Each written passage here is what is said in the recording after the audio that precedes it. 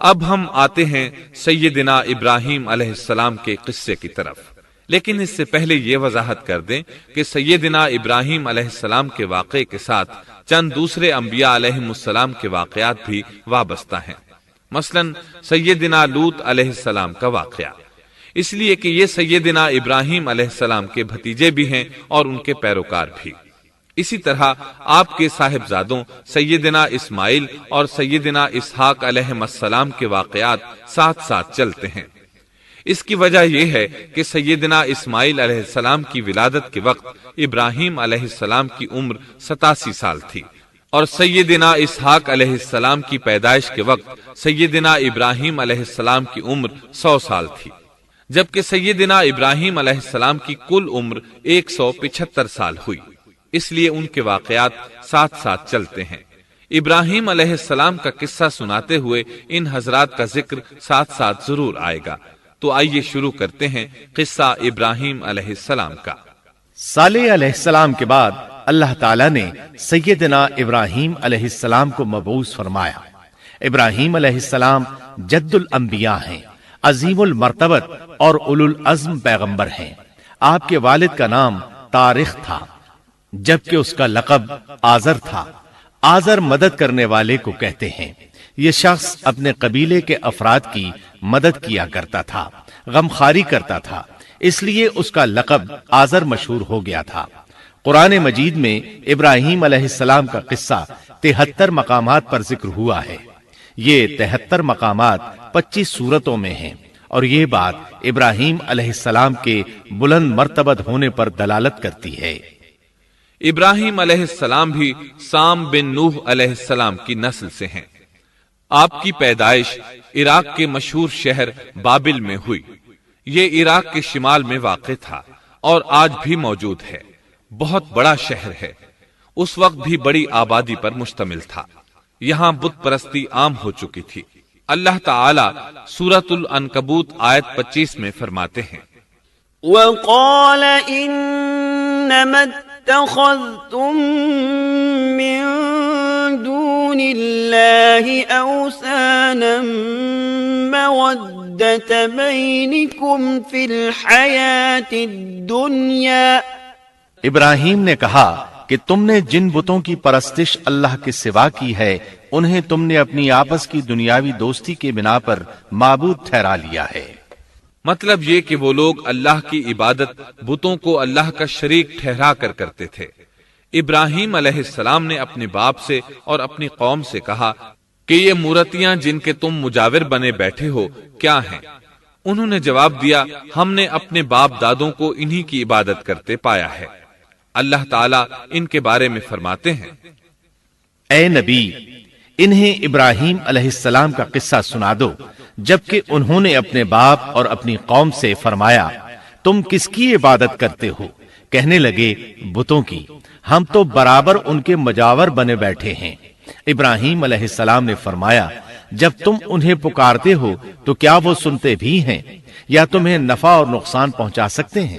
انہوں نے کہا، یہ ہم کچھ نہیں جانتے، ہم نے تو اپنے باپ دادوں کو اسی طرح کرتے پایا ہے۔ مطلب یہ کہ یہ بت پرستی انہیں ورثے میں ملی تھی۔ وہ جن معبودوں کی عبادت کرتے تھے، نہ وہ ان کی پکار کو سنتے تھے، نہ ہی ان کے نفع و نقصان پر قادر تھے۔ اسی لیے ابراہیم علیہ السلام انہیں جھنجھوڑ رہے تھے، لیکن اندھی تقلید اور بشری عقل کے بیکار ہو جانے نے انہیں یہ سب سوچنے سے عاری کر دیا تھا۔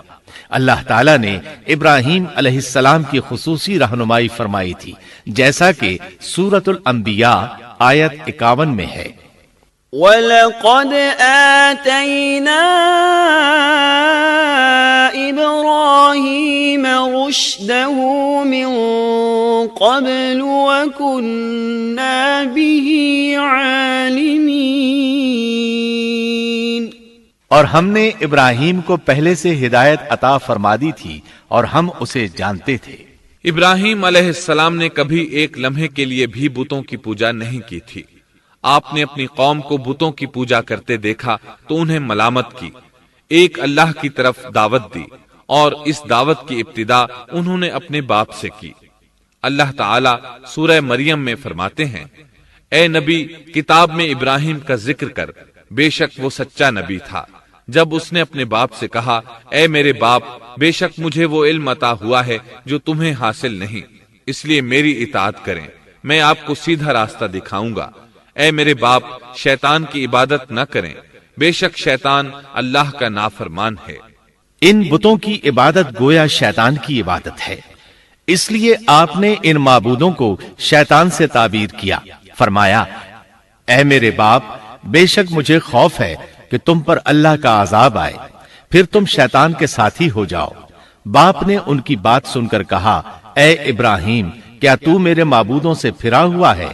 البتہ اگر تو باز نہ آیا تو میں تجھے سنسار کر دوں گا، اور تو مجھ سے ایک مدت تک دور ہو جا، یعنی مجھ سے اتنا دور ہو جا کہ کبھی مجھے نظر نہ آئے۔ ابراہیم علیہ السلام نے اپنے باپ پر نرمی اور مہربانی کرتے ہوئے ان سے کہا، آپ پر سلامتی ہو، میں اپنے رب سے آپ کے لیے بخشش طلب کرتا رہوں گا۔ لیکن جب بعد میں ان پر واضح ہو گیا کہ وہ تو اللہ کا دشمن ہے تو ابراہیم علیہ السلام اس سے بے تعلق ہو گئے۔ سورہ توبہ آیت 114 میں اللہ فرماتے ہیں، وما كان استغفار إبراهيم لأبيه إلا عن موعدة وعدها إياه فلما تبين له أنه عدو لله تبرأ منه ان ابراہیم لأواہ حلیم۔ اور ابراہیم کا اپنے والد کے لیے بخشش طلب کرنا ایک وعدے کی وجہ سے تھا جو وہ اس سے کر چکے تھے، لیکن جب انہیں معلوم ہو گیا کہ وہ اللہ کا دشمن ہے تو اس سے بیزار ہو گئے۔ بے شک ابراہیم بڑے نرم اور تحمل والے تھے۔ کسی ایماندار کے لیے جائز نہیں کہ وہ کسی کافر کے لیے دعائے مغفرت کرے، بلکہ مومن پر حرام ہے کہ وہ کسی کافر یا عیسائی وغیرہ کے لیے مغفرت طلب کرے یا اس سے یہ کہے کہ اللہ تجھ پر رحم کرے۔ ابراہیم علیہ السلام کے والد نے انہیں دھمکی دی تھی کہ اگر تم اس دعوت سے باز نہ آئے تو میں تمہیں سنسار کر دوں گا۔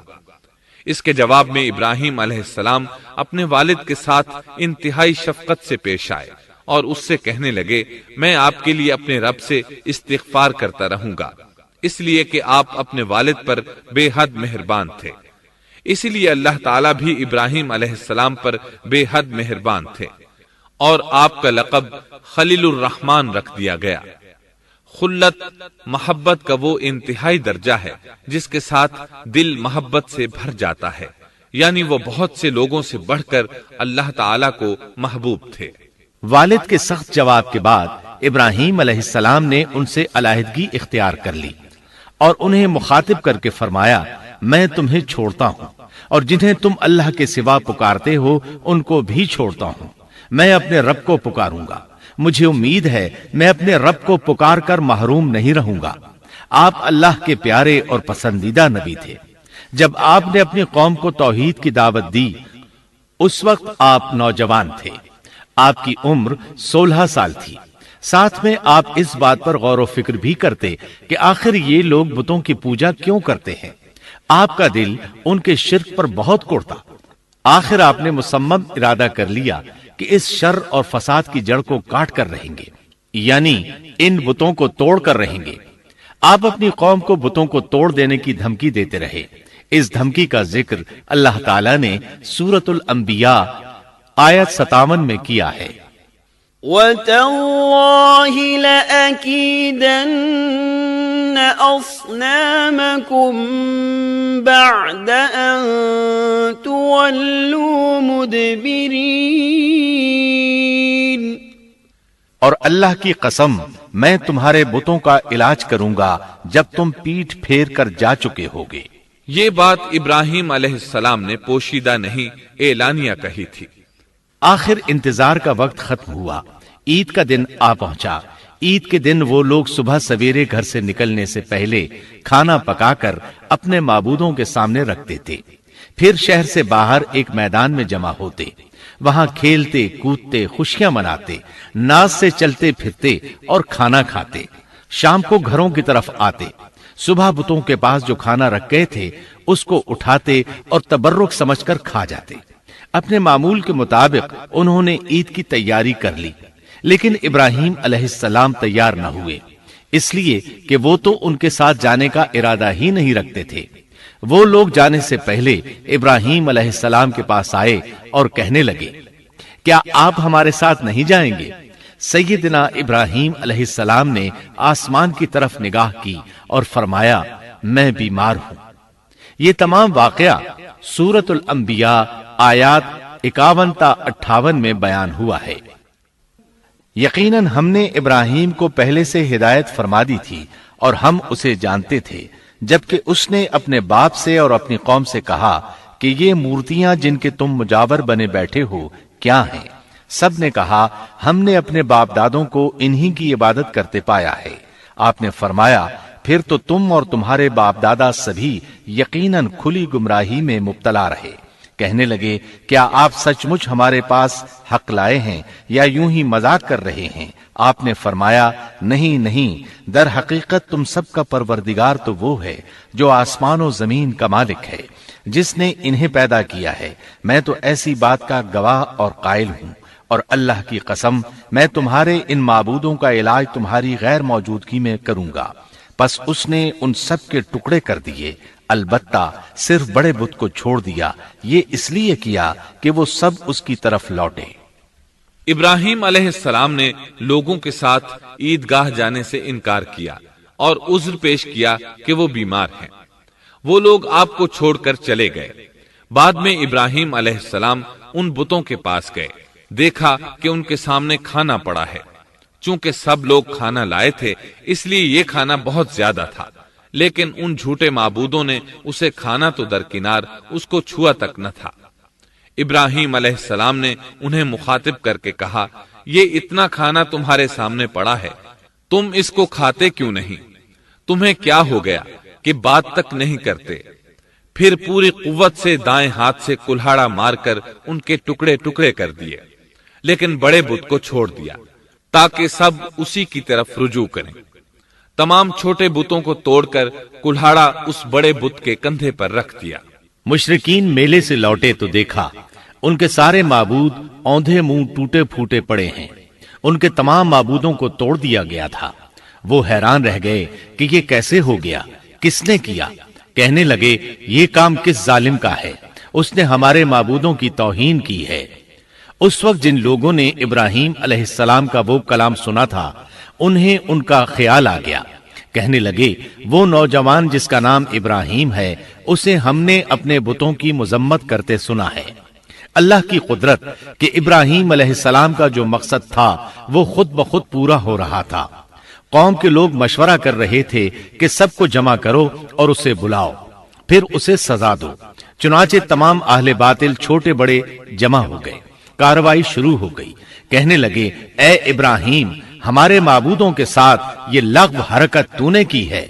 ابراہیم علیہ السلام نے جواب دیا، یہ کام تو اس بڑے بت کا ہے، مجھ سے کیوں پوچھتے ہو؟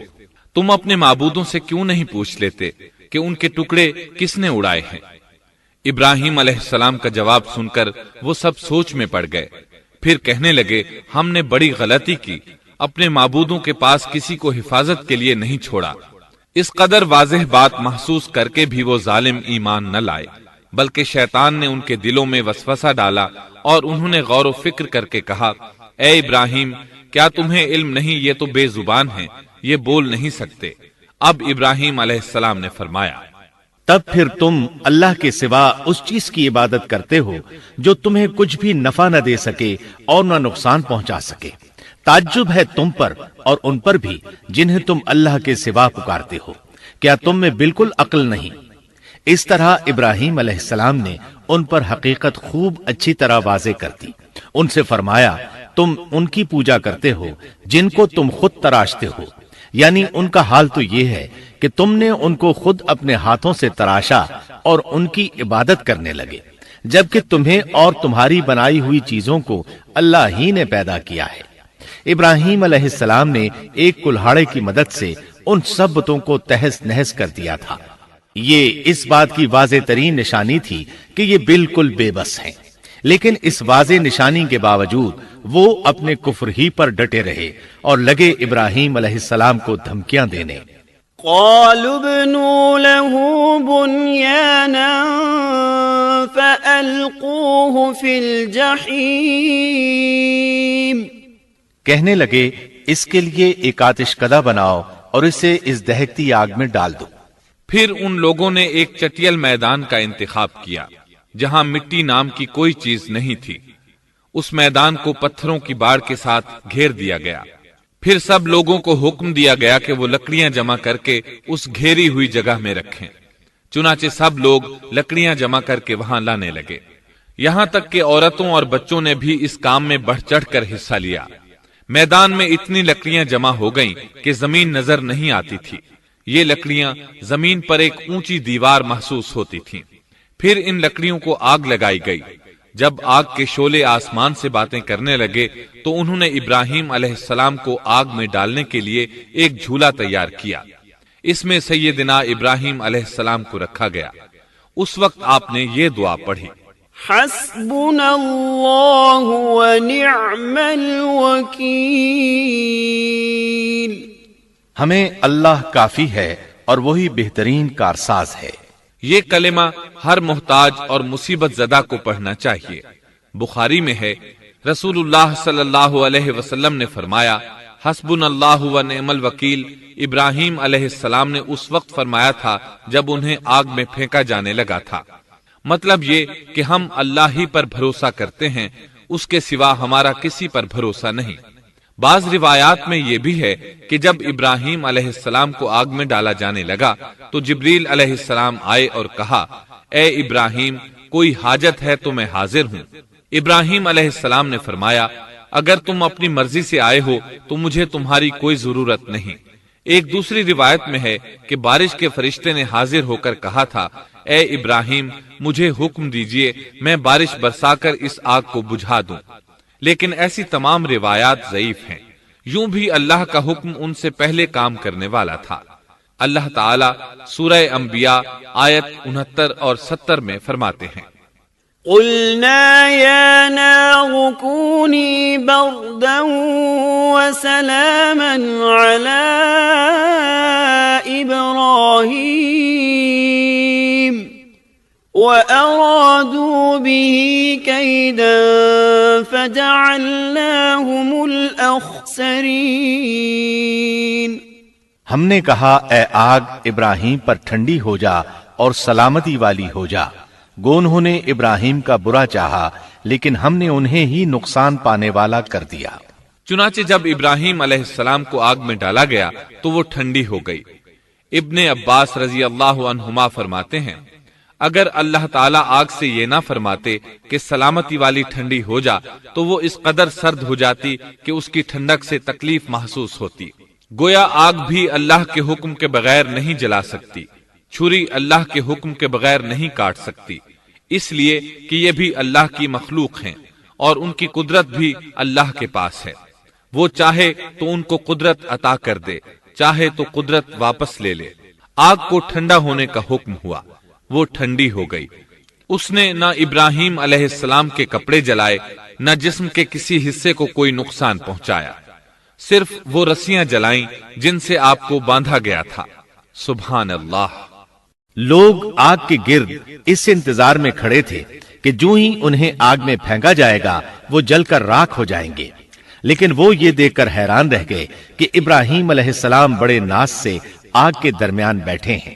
بعض روایات میں ہے کہ ابراہیم علیہ السلام فرمایا کرتے تھے، مجھے ان دنوں جو راحت اور سکون حاصل تھا ویسا آگ سے نکلنے کے بعد نہیں ہوا۔ لوگ اس معجزے کو دیکھ کر حیرت زدہ تھے۔ پھر ابراہیم علیہ السلام آگ سے نکلے۔ اتنا بڑا معجزہ دیکھنے کے باوجود لوط علیہ السلام کے سوا کوئی شخص پورے بابل شہر سے ان پر ایمان نہ لایا۔ اللہ تعالیٰ فرماتے ہیں، فآمن له لوط، پس ابراہیم پر لوط ایمان لائے۔ مطلب یہ کہ پوری بستی سے لوط علیہ السلام تھے جو آپ پر ایمان لائے تھے۔ باقی تمام لوگ کفر ہی پر ڈٹے رہے۔ ابراہیم علیہ السلام ان کا رویہ دیکھ کر نا امید ہو گئے کہ اس سے بڑھ کر یہ کون سا معجزہ دیکھنا چاہتے ہیں۔ ان کے بتوں کو توڑ دیا گیا، اپنی آنکھوں سے اللہ کی نشانی ان لوگوں نے دیکھی، پھر بھی یہ ایمان نہیں لائے، چنانچہ آپ نے وہاں سے ہجرت کا ارادہ فرما لیا۔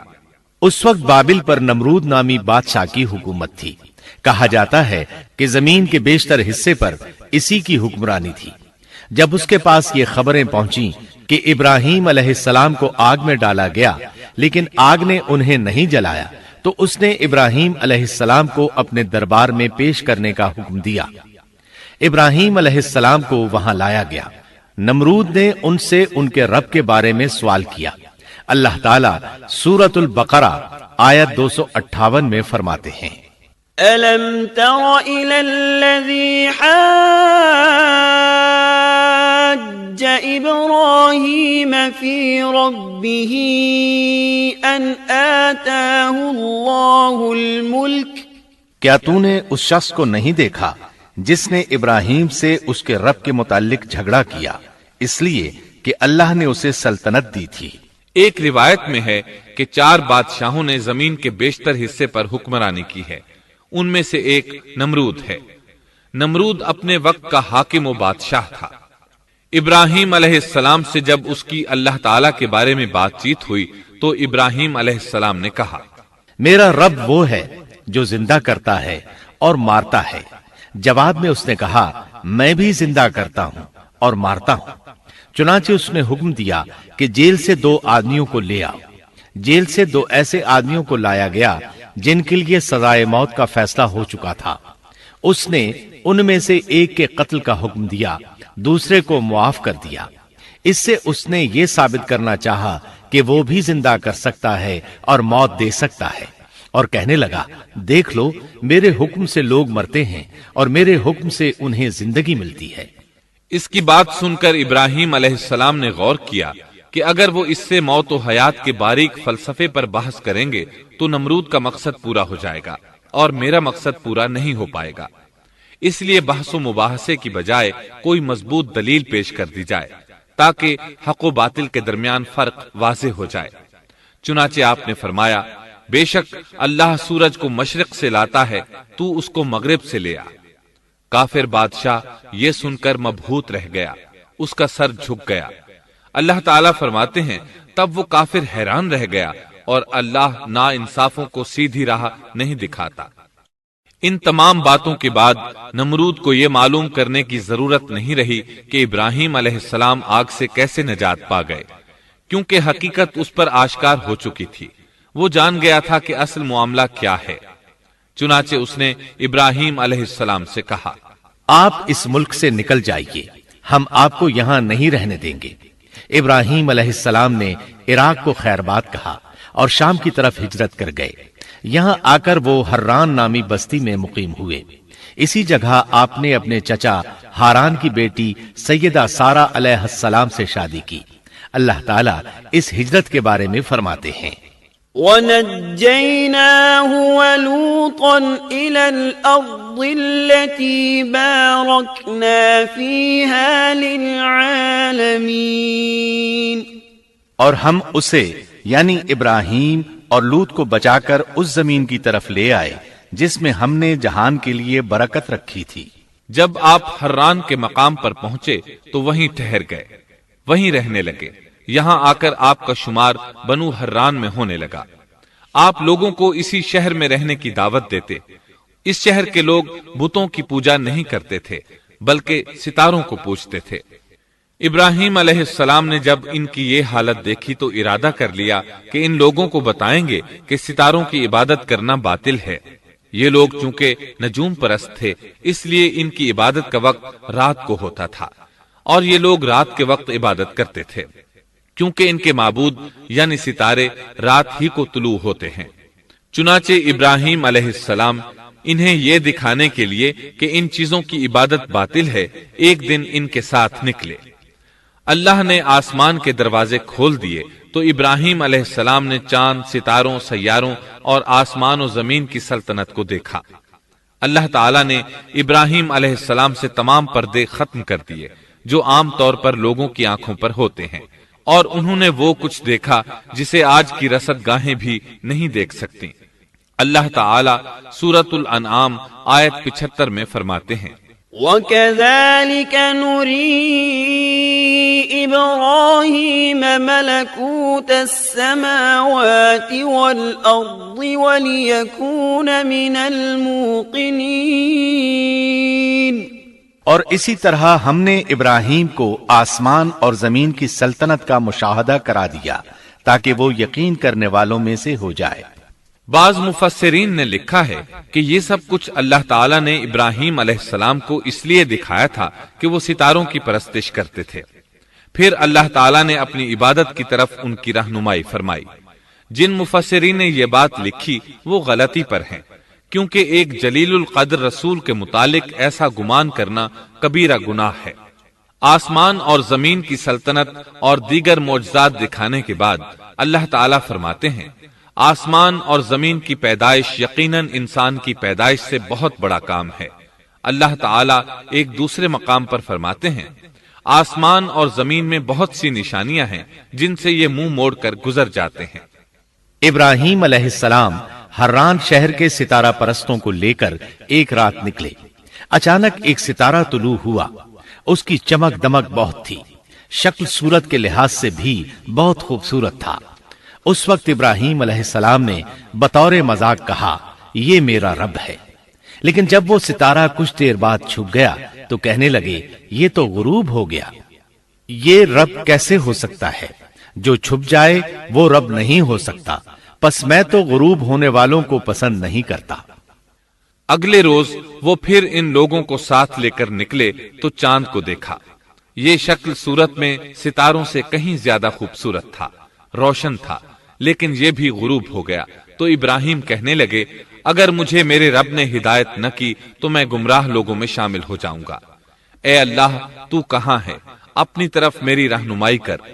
ان باتوں سے ابراہیم علیہ السلام ان لوگوں کو غور و فکر کی دعوت دے رہے تھے تاکہ وہ غور کریں، آخر رب چھپ کیسے سکتا ہے؟ اگر چاند رب ہے اور دن کے وقت کسی کو اپنے معبود کی حاجت ہوگی تو وہ کیا کرے گا؟ لہذا چاند کسی صورت رب نہیں ہو سکتا۔ پھر جب دن چڑھا اور سورج طلوع ہوا تو کہنے لگے، یہ میرا رب ہے، یہ تو سب سے بڑا ہے۔ پھر لوگوں کو مخاطب کر کے کہنے لگے، تم رات کو چھوٹے چھوٹے ستاروں کی پوجا کرتے ہو، کیوں نہ تم اتنے بڑے ایک ہی رب کی پوجا کر لو۔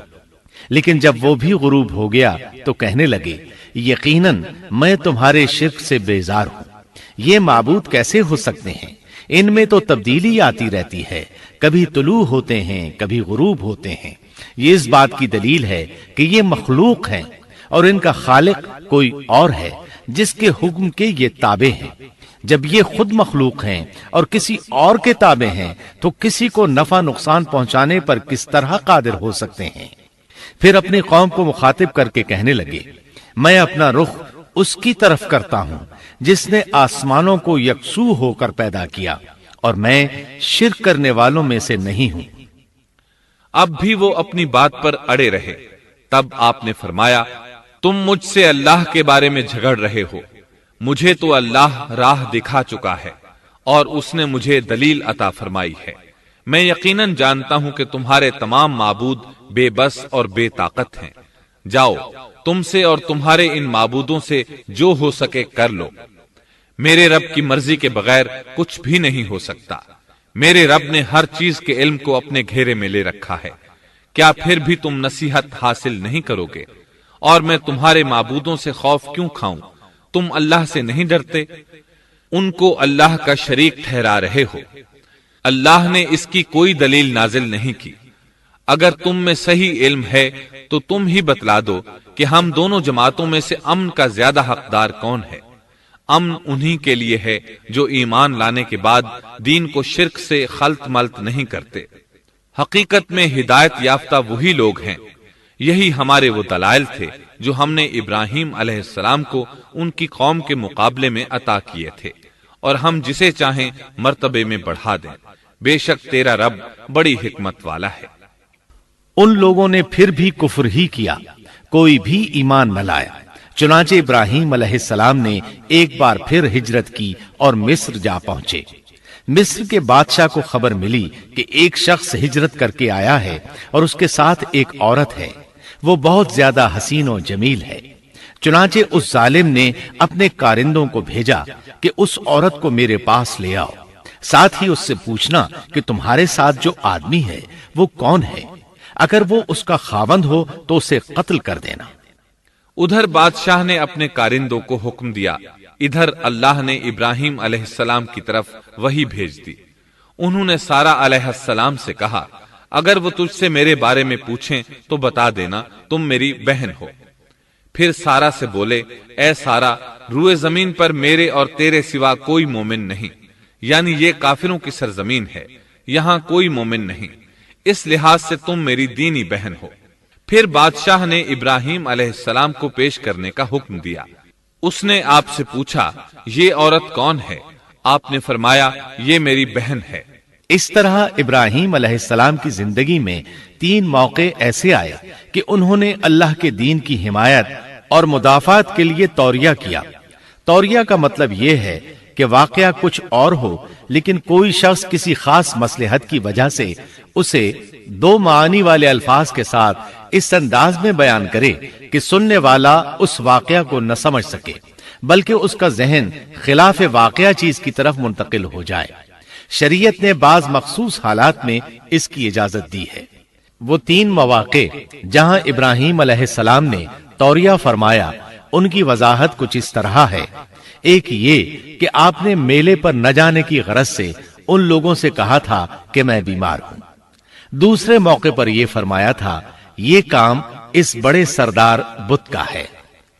तीसरे, सारा अलैहिस्सलाम को दीनी बहन करार दिया। उस जालिम बादशाह ने सारा अलैहिस्सलाम को अपनी तहवील में ले लिया। जब सारा अलैहिस्सलाम को मालूम हुआ कि वो एक बदकार शख्स है, तो उन्होंने अल्लाह ताला से दुआ की, ए अल्लाह, तुझे मालूम है मैं तुझ पर और तेरे नबी पर ईमान लाई हूँ और अपने जिस्म को अपने खावंद के सिवा हर एक से महफूज रखा है, लिहाजा आप इस काफिर को मुझ पर मुसल्लत न कीजिएगा। चुनाचे उस काफिर बादशाह ने जब सैयदा सारा को पकड़ने के लिए अपना हाथ बढ़ाया तो उसका हाथ शल हो गया और अपनी जगह पर जम गया। वो लगा चीख पुकार करने। उसमें इतनी ताकत न रही कि अपने हाथ को हरकत दे सके। उसकी आवाज सुनकर उसके मुहाफिज भागे हुए आए। उन्होंने उसके हाथ को छुड़ाना चाहा, लेकिन छुड़ा न सके। उसकी ये हालत देखकर सैयदा सारा खौफजदा हो गईं। उन्होंने सोचा, अगर ये मर गया तो लोग कहेंगे इसे मैंने कत्ल किया है। चुनाचे उन्होंने अल्लाह से दुआ की कि इसे छोड़ दिया जाए। अल्लाह ताला ने आपकी दुआ कबूल कर ली। उसका हाथ ठीक हो गया, लेकिन वो जालिम फिर भी न डरा। उसने एक बार फिर आपकी तरफ हाथ बढ़ाया, उसका हाथ फिर शल हो गया। सैयदा सारा ने फिर दुआ की, वो दोबारा ठीक हो गया। वो फिर भी बाज न आया। तीसरी बार फिर उसने उनकी तरफ हाथ बढ़ाया, इस बार भी उसका हाथ शल हो गया। अब वो सैयदा सारा अलैहिस्सलाम से कहने लगा, अब की बार अगर तू मुझे इस मुसीबत से नजात दिलाएगी तो मैं तुझे छोड़ दूंगा और कभी तेरे आड़े नहीं आऊंगा। चुनांचे सैयदा सारा अलैहिस्सलाम ने अल्लाह ताला से दुआ की, वो ठीक हो गया। तब उसने अपने कारिंदों को आवाज दी और उनसे बोला, तुम मेरे पास किसी इंसान को नहीं बल्कि सरकश जिन को लाए हो। फिर उसने उन्हें रिहा कर दिया, इज्जत व इकराम से रुखसत किया और उनकी खिदमत के लिए अपनी बेटी हाजरा को साथ कर दिया। सारा अलैहिस्सलाम वापस लौटी तो देखा कि इब्राहिम अलैहिस्सलाम नमाज पढ़ रहे हैं। नमाज के बाद उन्होंने पूछा, सारा, उसने तुम्हारे साथ क्या सलूक किया? सैयदा सारा अलैहिस्सलाम ने सारा वाकया सुना दिया। सुनकर आपने फरमाया, अल्हम्दुलिल्लाह। फिर बोले, अब हम यहाँ नहीं रहेंगे बल्कि वापस जाएंगे।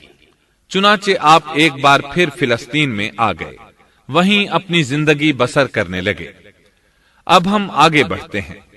जब आप फिलिस्तीन में मुस्तकिल तौर पर रिहाइश पजीर हुए तो लूत अलैहिस्सलाम भी आपके साथ थे। लूत अलैहिस्सलाम आपके भतीजे थे। उनके वालिद का नाम हारान था। ये बचपन ही से सैयदना इब्राहिम अलैहिस्सलाम के जेरे साया रहे। उन्हीं के यहां परवरिश पाई, इसलिए दीन हक फौरन कबूल कर लिया। جب سیدنا ابراہیم علیہ السلام نے عراق سے شام کی طرف ہجرت کی تو یہ آپ کے ساتھ تھے، وہاں سے حران گئے تب بھی ساتھ تھے، پھر مصر کی طرف ہجرت کی تو بھی لوط علیہ السلام ان کے ساتھ تھے۔ آخرکار جب آپ نے مصر کو بھی خیر بات کہا اور فلسطین آ گئے تب بھی یہ ساتھ تھے۔ اب ابراہیم علیہ السلام نے لوط علیہ السلام کو حکم دیا کہ وہ بستی سدوم کی طرف چلے جائیں، اس لیے کہ اس بستی کے لوگ کفر کی انتہائی گہرائی میں جا چکے ہیں، انہیں کفر و شرک سے نکالنے کے لیے وہاں جائیں، انہیں اللہ کے احکام سنائیں، اللہ کی طرف دعوت دیں۔ چنانچہ لوط علیہ السلام تو اس طرف روانہ ہو گئے اور ادھر فلسطین میں صرف 3 مسلمان رہ گئے، ابراہیم علیہ السلام، ان کی زوجہ محترمہ سیدہ سارہ اور سیدہ ہاجرہ علیہم السلام وہیں رہائش پذیر رہے اور لوگوں کو مسلسل اللہ کی طرف دعوت دیتے رہے، یہاں یہ بے شمار مال و دولت کے بھی مالک بن گئے۔ جب ان کی عمر 85 یا 86 سال ہوئی تو سارہ علیہ السلام نے سوچا، میں بانجھ ہوں، میرے خاوند بوڑھے ہیں لیکن اولاد کی تمنا ہے، تو کیوں نہ میں اپنی لونڈی ہاجرہ ہدیے اور تحفے کے طور پر ابراہیم علیہ السلام کو دے دوں۔ چنانچہ ہاجرہ ابراہیم علیہ السلام کو مل گئیں، انہوں نے ان سے شادی کر لی۔ اللہ رب العزت نے جلد ہی ان کے بطن سے آپ کو اسماعیل علیہ السلام عطا فرمائے۔ ہاجرہ علیہ السلام کے ماں بننے پر اور ان کی اولاد کو دیکھ کر سیدہ سارہ علیہ السلام کو فطری طور پر غیرت کا احساس ہوا۔ اللہ کی قدرت دیکھیے، خود ہی انہیں ہاجرہ کو تحفے میں دیا تاکہ اولاد حاصل ہو، اور جب وہ ماں بن گئیں تو اب غیرت محسوس کر رہی ہیں۔ اپنی اس کیفیت سے مجبور ہو کر سیدہ سارہ نے ابراہیم علیہ السلام سے کہا، آپ مجھے اس کے ساتھ ایک جگہ پر نہ رکھیں۔ مورخین اور سیرت نگار لکھتے ہیں کہ ہاجرہ علیہ السلام ایک نطاق پہنا کرتی تھی، یعنی وہ جسم کے درمیان ایک لمبا کپڑا لٹکا لیتی تھیں تاکہ وہ کپڑا گھسٹ گھسٹ کر قدموں کے نشانات مٹا دے اور سارہ کو نظر نہ آئے، کیونکہ سارہ غیرت کی حد کو پہنچ چکی تھی۔ ابراہیم علیہ السلام نے جب سارہ علیہ السلام کے اندر غیرت کے آثار دیکھے تو ہاجرہ کو ان کی نگاہوں سے دور کر دیا۔ ادھر اللہ کا حکم بھی نازل ہو گیا کہ اپنی بیوی ہاجرہ اور دودھ پیتے بچے اسماعیل کو ساتھ لے لیں اور مکہ کی طرف رخ کر لیں۔ ابراہیم علیہ السلام مکہ کی طرف روانہ ہوئے، یہاں تک کہ مکہ پہنچ گئے۔ یہ جگہ اس وقت بالکل ویران اور بے آباد تھی، نہ کوئی انسان تھا، نہ پانی، نہ نباتات کے آثار تھے، غرض کوئی چیز نظر نہیں آتی تھی، بس پہاڑوں کے درمیان ایک بے آب و گیاہ میدان تھا۔ یہی وہ مقدس اور تاریخی وادی تھی جہاں ابراہیم علیہ السلام اپنی زوجہ اور لخت جگر کو چھوڑ کر واپس پلٹے۔ سیدہ ہاجرہ علیہ السلام کو بہت حیرت ہوئی، انہیں یہ امید نہیں تھی کہ ان کے خاوند انہیں ایک بے آباد جگہ تنہا چھوڑ کر چل دیں گے، اس پر بچے کی ذمہ داری الگ تھی۔ چنانچہ انہوں نے ابراہیم علیہ السلام کو آواز دی، لیکن انہوں نے مڑ کر بھی نہ دیکھا۔ اب وہ ان کے پیچھے آئیں اور قریب پہنچ کر بولی، اے ابراہیم، ہمیں کہاں چھوڑے جا رہے ہو؟ یہاں نہ پانی، نہ خوراک، نہ کوئی انسان۔ ابراہیم علیہ السلام نے پھر بھی کوئی جواب نہ دیا، کوئی پریشانی بھی ظاہر نہ کی اور چلتے رہے۔ سیدہ ہاجرہ بھی آپ کے پیچھے چلتی رہیں اور پوچھتی رہیں کہ ہمیں کس کے حوالے کر کے جا رہے ہیں؟ یہاں تو کوئی بھی جاندار نہیں، مکمل طور پر بے آباد علاقہ ہے، لیکن انہوں نے اب بھی کوئی توجہ نہ دی۔ آخر سیدہ ہاجرہ نے کہا، کیا آپ کو اللہ نے اس کام کا حکم دیا ہے؟ اب آپ نے جواب میں فرمایا، ہاں۔ تب سیدہ ہاجرہ بولی، اگر یہ بات ہے تو اللہ تعالی ہرگز ہمیں ضائع نہیں ہونے دے گا۔ جب انسان اللہ کے احکام کو بجا لائے تو اس کے دل سے فقر و فاقے کا خوف نکل جاتا ہے اور اللہ اسے طرح طرح کے انعامات سے نوازتا ہے۔ انسان جب تک اللہ کے احکام کو بجا لاتا رہے گا تب تک اللہ کی نصرت اور اس کی تائید شامل حال رہے گی۔ چنانچہ جوں ہی ہاجرہ علیہ السلام کو پتا چلا کہ انہیں تنہا چھوڑ جانا اللہ کے حکم کی بنا پر ہے تو فوراً یقین بھرے لہجے میں بولی، تب اللہ ہمیں ضائع نہیں کرے گا۔ یہ کہہ کر وہ اپنے شیر خوار بچے کی طرف پلٹ گئیں۔ خوراک اور پانی چند دن میں ختم ہو گئے، پانی کا ایک قطرہ پاس نہ رہا۔ اب پانی کی تلاش شروع کی۔ لیکن اپنے لیے تو درکنار ماں کو بیٹے کے لیے بھی پانی نہ ملا نہ خوراک۔ اب بچہ لگا بھوک سے بلکنے، خوراک نہ ملنے کی وجہ سے ماں کا دودھ بھی خشک ہو گیا تھا۔ عورت کتنی بھی باحوصلہ ہو اپنے بچے کو بھوک سے بلکتے نہیں دیکھ سکتی۔ اب انہوں نے بچے کو وہیں چھوڑا اور تیزی سے قریبی پہاڑی صفا کی طرف لپکی، اوپر چڑھ کر ادھر ادھر نظر دوڑائی کہ شاید کسی طرف پانی یا خوراک نظر آ جائے یا کسی انسان کی جھلک نظر آ جائے۔ جب کچھ نظر نہ آیا تو نشیب کی طرف چلی، ساتھ میں بچے کی طرف بھی دیکھتی جاتی تھی۔ نشیب میں پہنچی تو بچہ نظروں سے اوجھل ہو گیا۔ اس پر اور بے چین ہوئی اور بلندی کی طرف دوڑی۔ اس طرح مروہ پہاڑی پر چڑھ گئیں۔ وہاں بھی چاروں طرف نگاہ دوڑائی لیکن کچھ نظر نہ آیا۔ خیال آیا کہ پھر کوشش کرنی چاہیے۔ اس خیال سے مروہ پہاڑی سے اتری اور صفا کی طرف چل دی۔ درمیان میں نشیب کی وجہ سے بچہ نظر نہ آیا تو دوڑنے لگی۔ اس طرح پھر صفا پر چڑھ گئیں۔ اللہ اکبر! ایک تو عورت ذات کمزور، پھر بھوک پیاس سے نڈھال، اس پر کس قدر سعی اور کوشش میں مصروف، وہ بھی اپنے بچے کے لیے۔ بہرحال بار بار کوشش کے خیال سے انہوں نے صفا اور مروہ پہاڑیوں کے درمیان 7 چکر لگائے۔ یہی وجہ ہے مسلمان عازمین حج صفا و مروہ کے درمیان سعی کرتے ہیں تاکہ اس واقعے کی یاد تازہ ہو جائے۔ جب وہ آخری مرتبہ مروہ پر پہنچی تو انہوں نے ایک آواز سنی۔ یہ آواز اسماعیل علیہ السلام کے قریب سے آئی تھی۔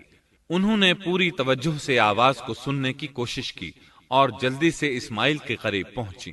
کیا دیکھتی ہیں؟ اسماعیل کے قدموں کے نیچے سے پانی پھوٹ رہا ہے، کیونکہ جبریل علیہ السلام کو اللہ نے اس صابرہ خاتون کی مدد کے لیے بھیجا تھا۔ انہوں نے زمزم والی جگہ پر اپنا پر مارا تو اسماعیل کے قدموں کے پاس سے ایک عظیم چشمہ رحمت نمودار ہوا۔ مستقبل کے پیغمبر کے قدموں کے نیچے سے اللہ نے جبریل فرشتے کے ذریعے زمین پھاڑ کر پانی نکال دیا۔ یہی آب زمزم کا آغاز تھا۔ ہاجرہ علیہ السلام پانی کو آنکھیں پھاڑ پھاڑ کر حیرت سے دیکھ رہی تھی۔ ان کی خوشی کی انتہا نہ رہی جب انہوں نے دیکھا پانی پھوٹ پھوٹ کر چاروں طرف بہ رہا ہے۔ زمین ہموار تھی، اس لیے انہوں نے زمین کو کھودنا شروع کر دیا تاکہ پانی ادھر ادھر نہ بہ جائے۔ پھر انہوں نے اس گڑھے کے چاروں طرف پتھر رکھ دیے اور زبان سے بولی، زم زم، اس کا مطلب ہے رک جا۔ نبی اکرم صلی اللہ علیہ وسلم کا فرمان ہے، رحم اللہ اسماعیل لولا انها عجلت لكانت زمزم عینا معینا۔ اللہ اسماعیل کی والدہ پر رحم فرمائے، اگر وہ جلد بازی سے کام نہ لیتی تو زمزم ایک بہنے والا چشمہ ہوتا۔ لیکن انہوں نے اس کے گرد بند باندھ دیا۔ انہیں دراصل اس وقت پانی کی شدید ضرورت تھی، اس لیے انہوں نے پانی کو اپنے پاس جمع کر لیا تاکہ بہہ کر ضائع نہ ہو جائے۔ انہوں نے اسماعیل کو پانی پلایا، خود بھی خوب پیا، اور یہ اللہ تعالی کی طرف سے ان کی مہمان نوازی تھی۔ وہاں کوئی اور انسان نہیں تھا، نہ کھانے کی کوئی چیز تھی، بس یہی آب زمزم ان کے لیے کھانے اور پینے کا کام دے رہا تھا۔ اب چونکہ زمزم ایک چشمہ بن گیا تھا، اس لیے پرندے بھی آنے لگے۔ انہی دنوں عرب کے قبیلوں میں سے ایک قبیلہ بنو جرہم یمن کو خیر باد کہہ کر اس طرف آ رہا تھا۔ یمن میں ایک بہت بڑا ڈیم تھا۔ پہاڑوں کے درمیان انہوں نے پانی کو روک کر ایک بہت بڑا بند قائم کر رکھا تھا۔ اس سے پورا سال آسانی سے کھیتی باڑی کرتے تھے۔ اس ڈیم کی بدولت ان کا آب پاشی کا نظام بہت اچھا تھا۔ جب اس ڈیم کو اللہ تعالیٰ نے توڑا تو تمام لوگ وہاں سے منتشر ہو گئے اور جزیرہ عرب کے اطراف میں منتقل ہونے لگے۔ وہیں سے ہجرت کرنے والا ایک قبیلہ بنو جرہم تھا۔ یہ لوگ بنیادی طور پر عرب تھے۔ یہ قبیلہ سفر میں رہتا، جہاں کہیں پانی اور چراگاہ نظر آتے وہیں پڑاؤ ڈال دیتے۔ جب وہاں خوراک ختم ہو جاتی تو آگے سفر شروع کر دیتے۔ چونکہ وہ بہت بڑے تاجر تھے، اس بنا پر ان راستوں سے خوب واقف تھے۔ انہیں چشموں کا خوب علم تھا۔ ملک شام کی طرف بھی ان کی آمد و رفت تھی۔ یہ قبیلہ بنو جرہم مکہ کے قریب پہنچا تو فضا میں پرندوں کو منڈلاتے پایا۔ کہنے لگے ان پرندوں کی موجودگی میں ضرور کوئی راز ہے۔ اب انہوں نے اپنے کچھ آدمی اس طرف بھیجے، یہ لوگ جلد ہی چشمے تک پہنچ گئے۔ انہوں نے وہاں ایک عورت اور اس کے بچے کو پایا، پھر وہ لوگ ان کے پاس آئے، وہاں پڑاؤ ڈالنے کی اجازت مانگی۔ سیدہ ہاجرہ نے فرمایا، ٹھیک ہے، لیکن شرط یہ ہے کہ تمہیں اجرت ادا کرنا ہوگی۔ ان کے لیے یہ سستا سودا تھا، ان کے پورے قبیلے کو سامان زندگی مل رہا تھا، جبکہ صرف ایک عورت اور اس کے بیٹے کی ذمہ داری ان پر عائد ہو رہی تھی۔ انہوں نے فوراً حامی بھر لی اور وہاں رہائش اختیار کر لی۔ اس طرح یہ لوگ سیدہ ہاجرہ علیہ السلام کی معیشت کا ذریعہ بن گئے، اور اس طرح سیدنا اسماعیل علیہ السلام بنو جرہم میں پرورش پاتے رہے۔ انہوں نے ان لوگوں سے عربی سیکھ لی اور ان سے بھی زیادہ عربی دان بن گئے، فصاحت اور بلاغت سے عربی میں بات چیت کرنے لگے۔ پھر ان کی اس قبیلے میں شادی ہو گئی، ان کی اولاد سے عرب قوم کا آغاز ہوا۔ انہی میں سے سرور کائنات محمد صلی اللہ علیہ وسلم کی ولادت باسعادت ہوئی۔ بنو جرہم کی آمد اور آبادی ابراہیم علیہ السلام کی دعا کا نتیجہ تھی۔ جب انہوں نے اپنی بیوی اور بچے یعنی دو کمزور انسانوں کو اس ویران جگہ چھوڑا تھا تو یہ دعا مانگی تھی، ربنا انی اسکنت من ذریتی بواد غیر ذی زرع عند بیتک المحرم۔ اے ہمارے پروردگار، میں نے اپنی کچھ اولاد اس بے آباد جنگل میں تیرے حرمت والے گھر کے پاس بسائی ہے۔ یہاں یہ سوال پیدا ہوتا ہے کہ کیا اس وقت بیت اللہ کی تعمیر ہو چکی تھی؟ درست بات یہ ہے کہ اس وقت خانہ کعبہ کی تعمیر نہیں ہوئی تھی۔ پھر سوال پیدا ہوتا ہے کہ کیا ابراہیم علیہ السلام کے زمانے سے پہلے اس کی تعمیر ہو چکی تھی یا صرف جگہ ہی معروف تھی؟ اس بارے میں دو طرح کی روایات ہیں۔ بعض میں آتا ہے کہ صرف اس کی جگہ معروف تھی، اور بعض میں ہے کہ ابراہیم علیہ السلام سے پہلے شیس علیہ السلام نے اس کو تعمیر کیا تھا، اور وہ گردش ایام کے ساتھ ساتھ منہدم ہو کر ختم ہو گیا۔ لیکن بہرحال اس کی جگہ معلوم تھی، اور وہی پہلا گھر تھا، جیسا کہ اللہ نے خبر دی ہے۔ ان اول بیت وضع للناس للذی ببکۃ مبارکا وہدی للعالمین۔ اللہ تعالیٰ نے پہلا گھر جو لوگوں کے لیے مقرر کیا تھا وہی ہے جو مکہ میں ہے، اور وہ پوری دنیا کے لیے برکت اور ہدایت والا ہے۔ ابراہیم علیہ السلام نے اللہ تعالیٰ سے یہ دعا مانگی تھی، ربنا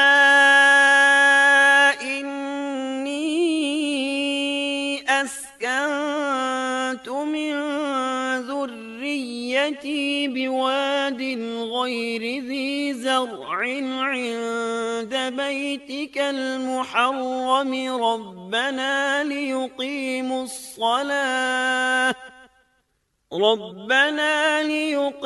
الصلاة فاجعل أفئدة من الناس تهوي إليهم وارزقهم من الثمرات لعلهم يشكرون۔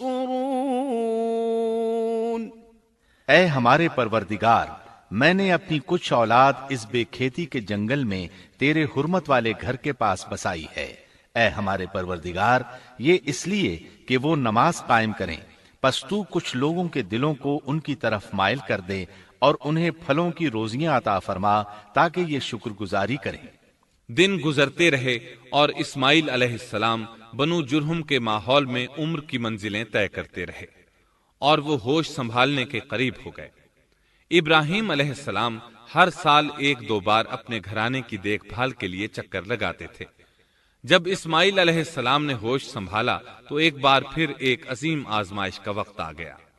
ہوا یوں کہ ایک مرتبہ ابراہیم علیہ السلام مکہ تشریف لائے، ایک جگہ آرام کے لیے بیٹھے کہ نیند کی وادی میں پہنچ گئے۔ نیند میں انہوں نے خواب دیکھا کہ اپنے لخت جگر کو اپنے ہاتھ سے ذبح کر رہے ہیں، ساتھ ہی آنکھ کھل گئی۔ ابراہیم علیہ السلام جانتے تھے کہ انبیاء کرام کے خواب حقیقت ہوتے ہیں، اللہ کی طرف سے وحی ہوتے ہیں، اور شیطان کسی صورت ان کے خواب میں نہیں آ سکتا، لہٰذا انہوں نے اس خواب کے مطابق عمل کرنے کا پختہ ارادہ کر لیا، کسی قسم کی پریشانی کا شکار نہ ہوئے۔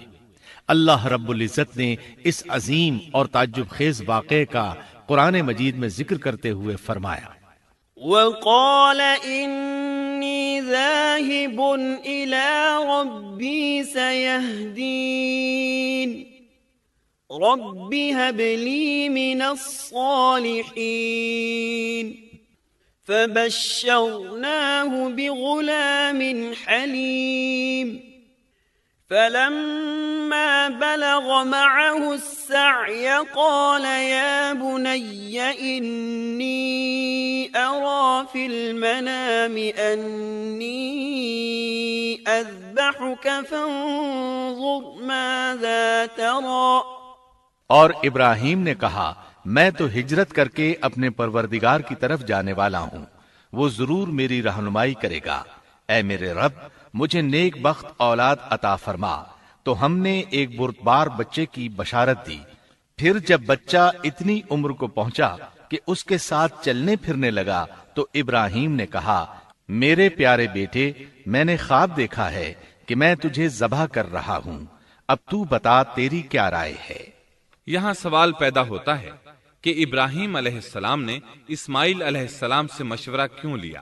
وہ چاہتے تو اسماعیل کو سوتے میں ذبح کر دیتے، اس طرح اللہ کا حکم بجا لاتے۔ وہ بیٹے کے پاس کیوں گئے اور ان سے مشورہ کیوں لیا؟ جی ہاں، یہ مسئلہ یاد رکھنے کے قابل ہے کہ ہر مسلمان پر لازم ہے کہ وہ اپنے دوسرے مسلمان بھائی کو اجر و ثواب میں شامل کرنے کی کوشش کرے۔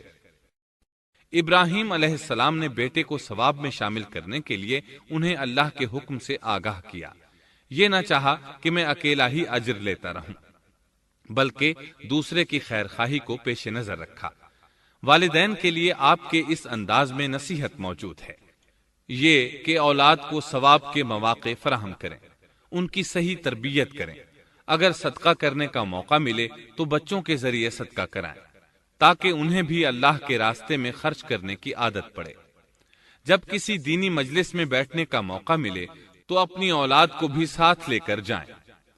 بے شمار لوگ خود تو جاتے ہیں، اولاد کو جانے کے لیے کہتے بھی نہیں، خود دین سیکھتے ہیں، اولاد کو دین نہیں سکھاتے۔ ابراہیم علیہ السلام نے اسماعیل علیہ السلام سے رائے لی۔ سبحان اللہ، انہوں نے جواب میں فرمایا، يا أبت افعل ما تؤمر۔ اے ابا جان، آپ کو جو حکم ملا ہے کر گزریے۔ یہ نہیں کہا کہ مجھے تو حکم نہیں ہوا، بلکہ فوراً سر تسلیم خم کر دیا، اس لیے کہ وہ جانتے تھے انبیاء کا خواب حقیقت پر مبنی ہوتا ہے، اللہ کی وحی ہوتا ہے، اس لیے بالکل پریشانی ظاہر نہ کی، یہ تک نہ پوچھا مجھے کیوں ذبح کر رہے ہیں، یا میرا کیا جرم ہے، یا آپ کے پاس کون سا صریح حکم آیا ہے۔ انہوں نے ایسی کوئی بات نہ کہی۔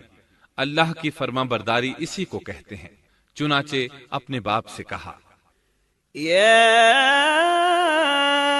أبت افعل ما تؤمر ستجدني إن شاء الله من الصابرين۔ اے ابا جان، آپ کو جو حکم ہوا ہے اس کو کر گزریے، انشاءاللہ آپ مجھے صبر کرنے والوں میں پائیں گے۔ علماء کرام فرماتے ہیں اس جملے سے ان کا انتہائی ادب اور احترام شامل ہے، اور اس میں زبردست توکل موجود ہے۔ یہ نہیں کہا کہ آپ مجھے صبر کرنے والوں میں سے پائیں گے، بلکہ آپ نے اللہ کی مشیت کو جملے میں شامل کیا اور فرمایا انشاءاللہ آپ مجھے صبر کرنے والوں میں سے پائیں گے۔ لہٰذا مسلمانوں کو دھوکے میں نہیں پڑنا چاہیے۔ یہ نہ کہے میں سفر کروں گا، میں فلاں کام کروں گا، میں فلاں کام کے کرنے کی طاقت رکھتا ہوں، بلکہ یوں کہے اللہ نے چاہا تو میں سفر کروں گا، اللہ نے چاہا تو فلاں کام کروں گا۔ اپنے علم اور طاقت کے دھوکے میں پڑنا سراسر نادانی ہے۔ ہر چیز کا تعلق اللہ سے قائم کرے، جیسا کہ اللہ تعالیٰ فرماتے ہیں، ولا تقولن لشيء إني فاعل ذلك غدا إلا أن يشاء الله اور ہرگز ہرگز کسی کام پر یوں نہ کہنا کہ میں اسے کل کروں گا مگر ساتھ ہی انشاءاللہ کہہ لینا۔ اپنی زبان کو اللہ کے ذکر سے سجا کر رکھو اور ہمیشہ اپنے معاملات کو اللہ کی طرف لوٹاؤ۔ بہرحال باپ بیٹا دونوں ہی مصمم ارادے کے ساتھ اللہ کا حکم پورا کرنے کے لیے پیش ہو گئے۔ اسماعیل علیہ السلام نے اپنے والد محترم سیدنا ابراہیم علیہ السلام سے کہا، جب آپ مجھے ذبح کرنے لگیں تو میری پیشانی کو زمین پر رکھ دیجیے گا تاکہ آپ کو میرا چہرہ نظر نہ آئے اور کہیں آپ کے ہاتھ رک نہ جائیں، چہرہ دیکھ کر آپ پر شفقت پدری غالب نہ آ جائے۔ اب ابراہیم علیہ السلام نے بیٹے کی پیشانی پکڑ کر زمین پر لٹا دیا جیسا کہ اللہ تعالی نے فرمایا۔ فلما أسلما وتله للجبين جب دونوں مطیع ہو گئے اور ابراہیم نے اسے پیشانی کے بل لٹا دیا، اب انہوں نے چھری پکڑی اور گردن پر چلا دی، لیکن چھری نے گردن نہ کاٹی، بالکل اسی طرح جیسے آگ نے ابراہیم کو نہیں جلایا تھا، اس لیے کہ چھری میں کاٹنے کی طاقت اور آگ میں جلانے کی صلاحیت اللہ کے حکم کے بغیر نہیں آ سکتی۔ اللہ نے دونوں سے یہ طاقتیں سلب کر لیں۔ اب ابراہیم زور لگا رہے ہیں، ادھر اسماعیل علیہ السلام کہہ رہے ہیں، ابا جان جلدی کیجئے، چھری چلائیے۔ اللہ تعالیٰ نے اس واقعے کا ذکر یوں فرمایا ہے، فلما أسلما وتله للجبين جب وہ دونوں مطیع ہو گئے اور ابراہیم نے اسے پیشانی کے بل لٹا دیا۔ اس مطیع ہونے سے مراد اللہ کے حکم کو نافذ کرنا ہے۔ اب ظاہر ہے مطیع تو وہ پہلے بھی تھے، لیکن یہاں اسلما یعنی مطیع ہونے سے مراد کامل اسلام ہے۔ نہایت واضح اور حقیقی اسلام مراد ہے، اس لیے کہ کامل اسلام وہی ہوتا ہے جس میں بغیر کسی تردد اور توقف کے اللہ کے امر اور نہی کی تصدیق کی جائے۔ یہ تھا حقیقی اسلام۔ ہاں تو چھری چلتی رہی، گلا نہ کٹا، اس لیے کہ امتحان اور آزمائش کی تکمیل ہو چکی تھی۔ یہ بات ثابت ہو چکی تھی کہ اللہ کا حکم نافذ کرنے میں دونوں پوری طرح کوشاں ہیں۔ اللہ تعالیٰ بھی فرما برداری ہی کا صلہ عطا فرماتے ہیں۔ چنانچہ آواز آئی، قد صدقت الرؤيا إنا كذلك نجزي المحسنين إن هذا لهو البلاء المبين ہم نے اسے پکارا، اے ابراہیم تو نے خواب کو سچ کر دکھایا، یقیناً ہم اسی طرح نیکوکاروں کو جزا دیا کرتے ہیں۔ یقیناً یہ ایک کھلی آزمائش تھی۔ تاریخ کا ایک عظیم ترین امتحان اور کڑی آزمائش دنیا کو آج بھی حیرت میں ڈال دیتی ہے۔ کون ہے جو بیٹے کو ذبح کرنے پر تیار ہو جائے، خاص طور پر اس صورت میں جب اولاد بھی اکلوتی ہو، جس کی وجہ سے 86 سال کے بعد آنگن میں بہار آئی ہو۔ پھر اس کی قربانی کا بھی واضح حکم نہیں دیا گیا تھا، اشارتاً خواب میں رہنمائی کی گئی تھی۔ آپ کہہ سکتے تھے یہ قتل اور سنگین جرم ہے، کہہ سکتے تھے اپنے بیٹے کو کس جرم میں قتل کروں، لیکن آپ نے بغیر کسی تعامل کے سر تسلیم خم کر دیا اور اس عظیم امتحان میں کامیاب ہوئے۔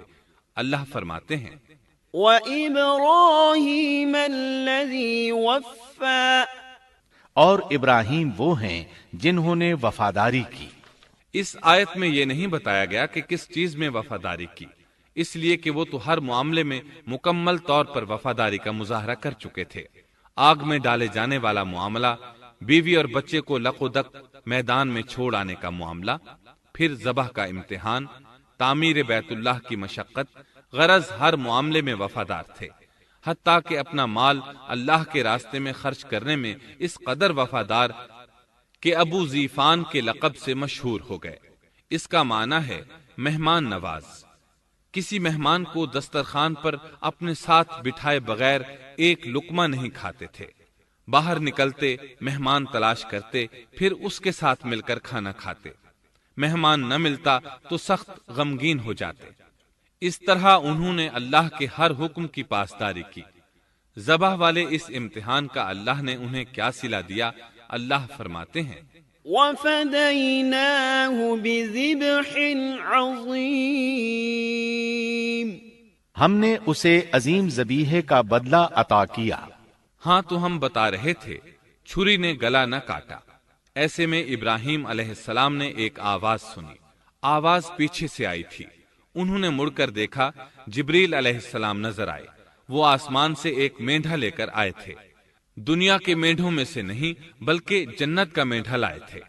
سیدنا عبداللہ بن عباس رضی اللہ عنہما سے روایت ہے کہ وہ مینڈھا جنت میں 40 سال تک چرتا رہا۔ سفید رنگ، کشادہ آنکھوں، خوبصورت سینگوں والا حسین و جمیل مینڈھا تھا۔ بہرحال یہ ابراہیم علیہ السلام کی وفاداری کا بدلہ تھا جو اسماعیل علیہ السلام کے فدیے میں دیا گیا، اور پوری امت مسلمہ کے لیے حکم ہو گیا کہ اللہ کی رضا کے لیے قربانی اور ہدی پیش کرتے رہیں۔ کعبے کے پاس حرم الہی میں ہر سال یہ سنت ادا کی جاتی ہے، اور ان کے ساتھ ساتھ پوری زمین کے تمام خطوں پر بسنے والے مسلمان بھی اس عظیم فرمانبرداری کی علامت کے طور پر قربانیاں پیش کرتے ہیں۔ مینڈھے کے ذکر کا مطلب یہ ہے کہ ہم سنت ابراہیمی پر گامزن ہو جائیں۔ یہ مینڈھا ہمیں اللہ کے لیے قربانی کا سبق دیتا ہے۔ ہمیں چاہیے سنت ابراہیمی کی اقتدا کرتے ہوئے ہم اپنی جانوں، اپنی اولاد اور اپنے مالوں کو اللہ کی راہ میں قربان کرنے کے لیے تیار ہو جائیں۔ اللہ تعالیٰ فرماتے ہیں وَفَدَيْنَاهُ بِذِبْحٍ عَظِيمٍ وَتَرَكْنَا عَلَيْهِ فِي الْآخِرِينَ سَلَامٌ عَلَى إِبْرَاهِيمَ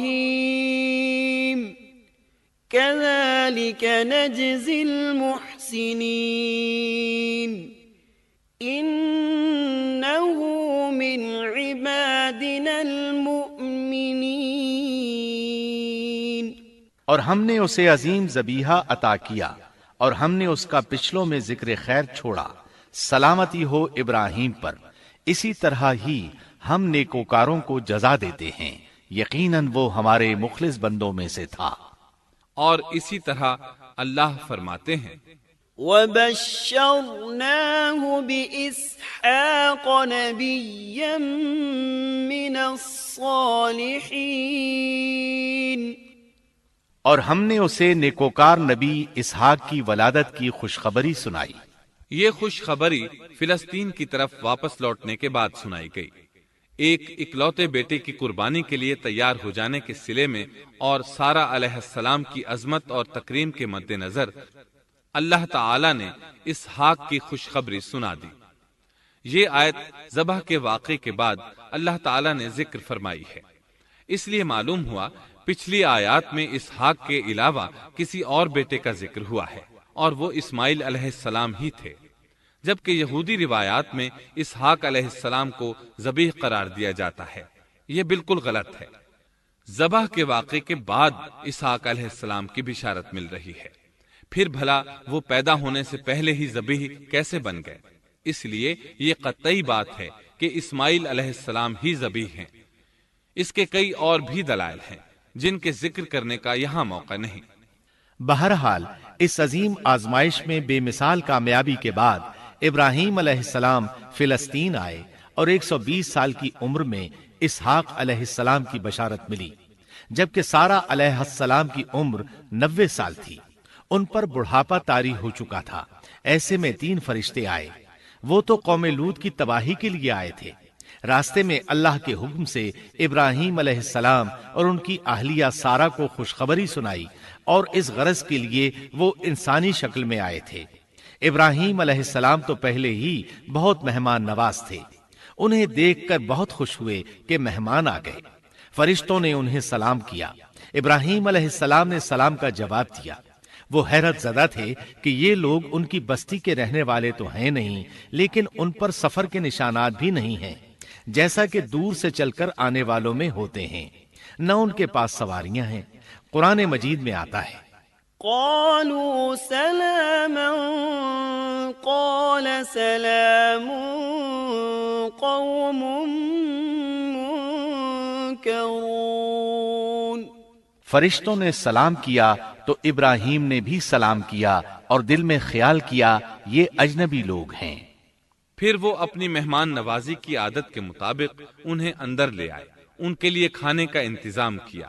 اللہ تعالیٰ فرماتے ہیں وَلَقَدْ جَاءَتْ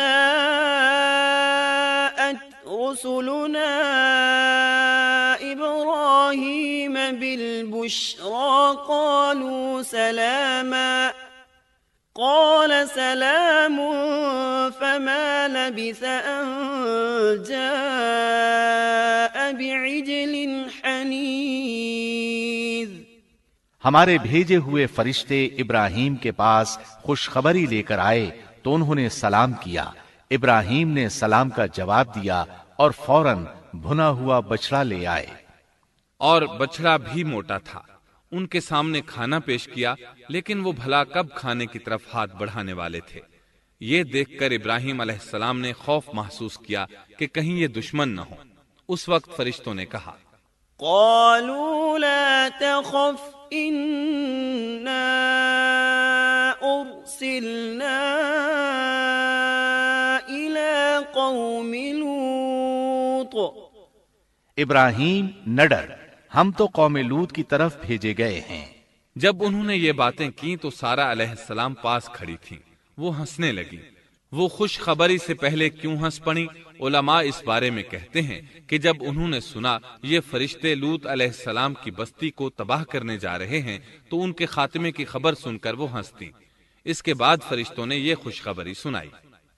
فبشرناها بإسحاق ومن وراء إسحاق يعقوب۔ ہم نے اسے اسحاق کی پیدائش کی خوشخبری دی اور اسحاق کے بعد یعقوب پوتے کی بھی خوشخبری دی۔ بہت جلد ہی ہم اسحاق سے تیری ویران گود کو آباد کریں گے، اور تو اپنی زندگی میں اس کے بیٹے یعقوب کو بھی دیکھ لے گی۔ اب 3 بشارتیں جمع ہو گئیں۔ بیٹا پیدا ہوگا، لمبی عمر ملے گی یعنی بیٹا جوان ہوگا، اور پھر وہ اپنے پوتے کو بھی دیکھے گی۔ اس سے بڑھ کر کیا عزت اور تکریم ہو سکتی ہے؟ اس لیے جب نبی کریم صلی اللہ علیہ وسلم سے پوچھا گیا کریم یعنی عزت والا کون ہے، تو آپ نے فرمایا کریم بن کریم بن کریم بن کریم، یعنی یوسف بن یعقوب بن اسحاق بن ابراہیم علیہ السلام۔ مطلب یہ کہ نبی بن نبی بن نبی بن نبی۔ یہ یوسف علیہ السلام کی شان ہے کہ خود بھی کریم، باپ بھی کریم، دادا بھی کریم اور پردادا بھی کریم۔ اس سے بڑھ کر عزت افزائی کیا ہو سکتی ہے؟ بہرحال فرشتوں نے انہیں خوشخبری دی۔ وَبَشَّرُوهُ بِغُلَامٍ عَلِيمٍ۔ پھر انہوں نے ابراہیم کو ایک صاحب علم لڑکے کی بشارت دی۔ خوشخبری سن کر سیدہ سارہ حیران ہوئی، مارے حیرت کے منہ سے ہلکی سی چیخ نکل گئی۔ انہوں نے اپنے رخسار پر ہاتھ مارا جیسا کہ عورتوں کی عادت ہوتی ہے۔ کہنے لگی ہائے افسوس، کیا میں بچہ جنوں گی حالانکہ میں بانجھ ہوں اور میرے خاوند بوڑھے ہیں؟ یہ تو حیرت کی بات ہے۔ ایک دوسری جگہ اللہ تعالیٰ نے یہ الفاظ فرمائے، کہنے لگی میں بوڑھی اور بانجھ ہوں، بھلا میں بچے کو کیسے جنم دوں گی؟ اس پر فرشتوں نے کہا تو اللہ کے حکم پر تعجب کرتی ہے، اے اہل بیت، یہ تو اللہ کی تم پر رحمت اور برکت ہے، وہ بہت بزرگ اور قابل تعریف ہے۔ دوسری آیت میں ہے انہوں نے کہا اسی طرح تیرے رب نے فیصلہ کیا ہے اور ہمیں کہا ہے، یقیناً وہ بہت حکمت والا ہے اور علم رکھنے والا ہے۔ یہ تھی اسحاق علیہ السلام کی ولادت کی خوشخبری۔ ابراہیم علیہ السلام مکے میں سیدنا اسماعیل علیہ السلام سے ملنے کے لیے آتے رہتے تھے۔ ایک روز آئے تو ان سے کہا اے میرے بیٹے، اللہ تعالیٰ نے مجھے حکم دیا ہے کہ اس مقام پر اللہ کا گھر تعمیر کرنا۔ اسماعیل علیہ السلام نے فوراً کہا میں حاضر ہوں۔ اس طرح انہوں نے کھدائی شروع کی۔ ایسے میں انہیں شیس علیہ السلام کی تعمیر کے آثار نظر آئے۔ انہوں نے اس پر تعمیر شروع کر دی۔ ایک روایت میں یہ بھی ہے کہ انہوں نے فرشتوں والی بنیادوں کے آثار بھی دیکھے۔ نبی کریم صلی اللہ علیہ وسلم کی جوانی کے دنوں میں جب مکے کے قریش نے کعبے کی تعمیر نئے سرے سے کی تو انہوں نے اس کی بنیادوں کو گہرا کرنا چاہا۔ وہ کھدائی کرتے ان سبز پتھروں تک پہنچ گئے جو پہاڑوں کی چوٹیوں کی طرح نظر آ رہے تھے۔ انہوں نے ان پتھروں کو نکالنا چاہا۔ ایک شخص نے کدال کے ذریعے ایک پتھر کو باہر نکالا تو اس کے نیچے سے اتنا نور نکلنے لگا کہ قریب تھا وہ شخص اندھا ہو جاتا۔ پھر پتھر خود بخود نیچے جا گرا اور اپنی جگہ پر جم گیا۔ اس کے بعد لوگوں نے ان پتھروں کو ہاتھ نہ لگایا اور تعمیر شروع کر دی۔ قرآن مجید میں تعمیر کعبہ اور بیت اللہ کا تذکرہ اس طرح آیا ہے۔ وَإِذْ بَوَّأْنَا لِإِبْرَاهِيمَ مَكَانَ الْبَيْتِ أَلَّا تُشْرِكْ بِي شَيْئًا وَطَهِّرْ بَيْتِيَ لِلطَّائِفِينَ وَالْقَائِمِينَ وَالرُّكَّعِ السُّجُودِ۔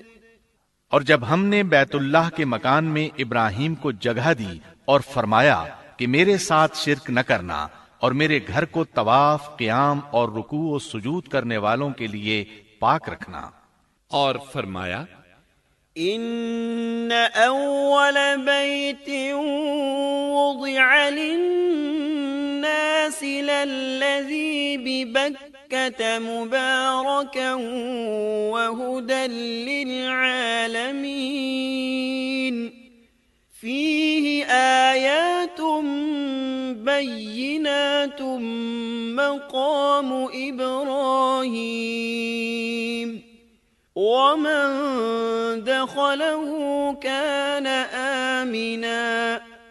بے شک لوگوں کے لیے جو پہلا گھر تعمیر کیا گیا ہے وہ مکہ میں ہے، وہ جہان والوں کے لیے برکت اور ہدایت کا ذریعہ ہے۔ اس میں واضح نشانیاں ہیں، مثلا مقام ابراہیم، تو جو کوئی حرم میں داخل ہوگا وہ امن میں آ جائے گا۔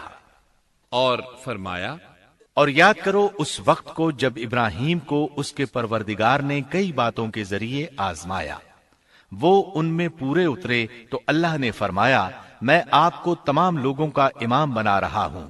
ابراہیم نے کہا اے میرے رب میری اولاد میں سے بھی امام بنائیے۔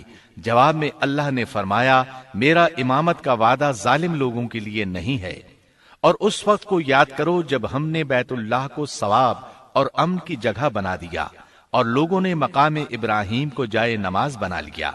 ہم نے ابراہیم کو حکم دیا کہ میرے گھر کو طواف، اعتکاف، رکوع اور سجود کے لیے پاک رکھو، اور وہ وقت بھی یاد رکھو جب ابراہیم نے دعا کی اے پروردگار اس شہر کو امن والا بنا دے اور اس کے مومن بندوں کو پھلوں کا رزق عطا کر۔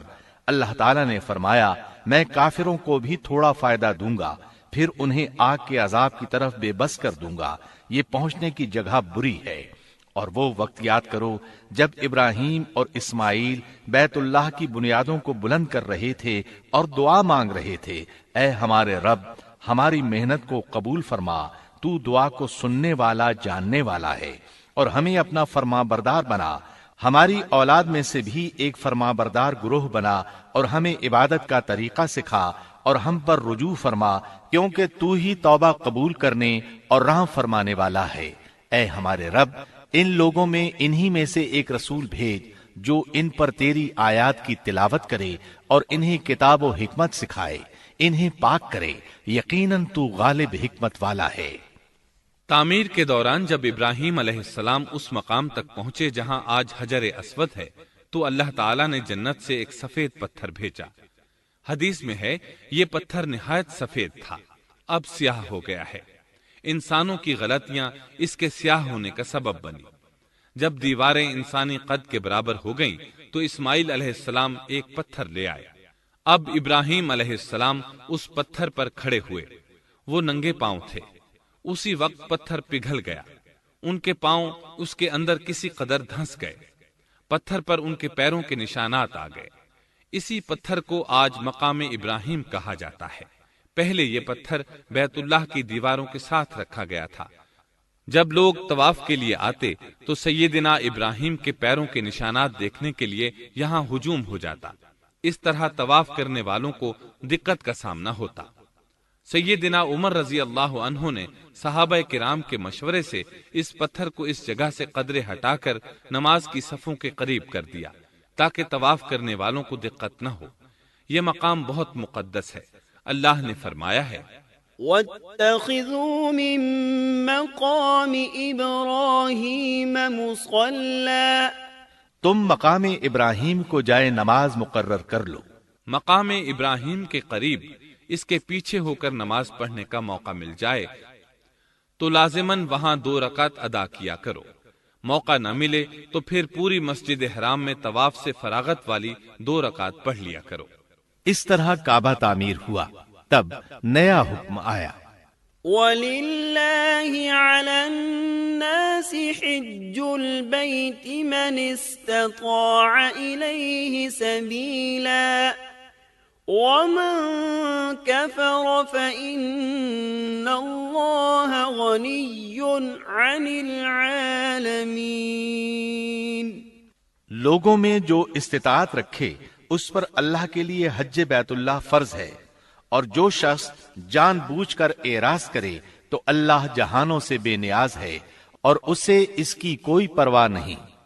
ادھر ابراہیم علیہ السلام کو اللہ تعالی کی طرف سے اشارہ ہوا، وَأَذِّن فِي النَّاسِ بِالْحَجِّ، لوگوں میں حج کا اعلان کر دیں۔ ابراہیم علیہ السلام کہنے لگے، اللہ میری آواز بھلا کس کس تک پہنچے گی؟ جواب آیا، آپ کے ذمے آواز لگانا ہے، پہنچانا ہمارا کام ہے۔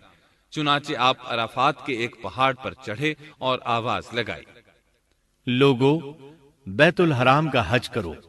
اللہ تعالیٰ نے معجزانہ طور پر یہ آواز تمام انسانوں تک پہنچا دی، خواہ وہ پیدا ہوئے تھے یا نہیں۔